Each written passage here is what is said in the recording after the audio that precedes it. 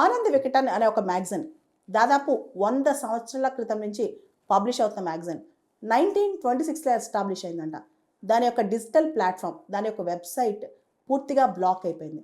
దీన్ని ministry of information broadcasting వాళ్ళు black చేశారని చెప్పి కథనాలు చెప్తున్నాయి.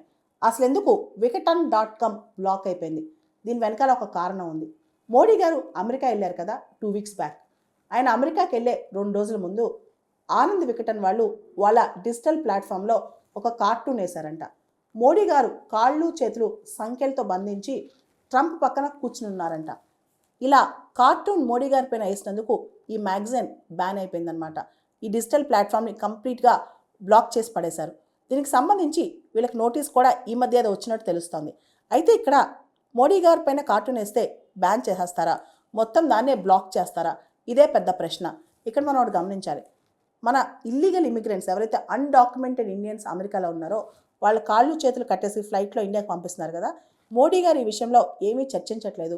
అమెరికా అధ్యక్షుడు డొనాల్డ్ ట్రంప్ ముందు ఈ విషయం చర్చించే స్కోప్ ఆయనకు లేదు అన్నట్లు ఈ కార్టూన్ చెబుతుందని చెప్పి కథనాలు చెప్తున్నాయి. దాంతో వికటన్.com ఈ వెబ్సైట్ను కంప్లీట్గా బ్లాక్ చేశారనమాట.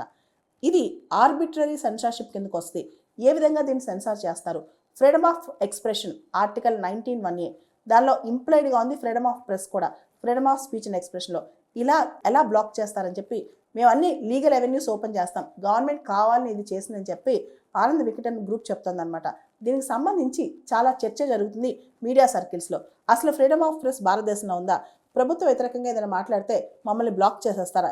ఇదే ప్రశ్న ఇప్పుడు తలెత్తుతుందన్నమాట. ఇక్కడ మనం ఒకటి గమనించాలి. గవర్నమెంట్ పైన విమర్శ వేరు, దేశం పైన విమర్శ వేరు.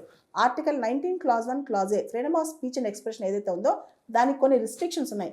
మనం ఫారెన్ రిలేషన్స్ వ్యతిరేకంగా, సోనిటీకి వ్యతిరేకంగా కామెంట్స్ చేయకూడదు, కరెక్టే.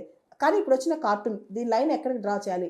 అసలు ఈ కార్టూన్ అంత పెద్ద తప్పే ఉంది? ఇదే పెద్ద ప్రశ్న అనమాట. దీనికి సంబంధించి పత్రికా స్వేచ్ఛ గురించి ఒక చిన్న కథ మీతో పంచుకోవాలి. నేషనల్ హెరాల్డ్ మీరు వినే ఉంటారు.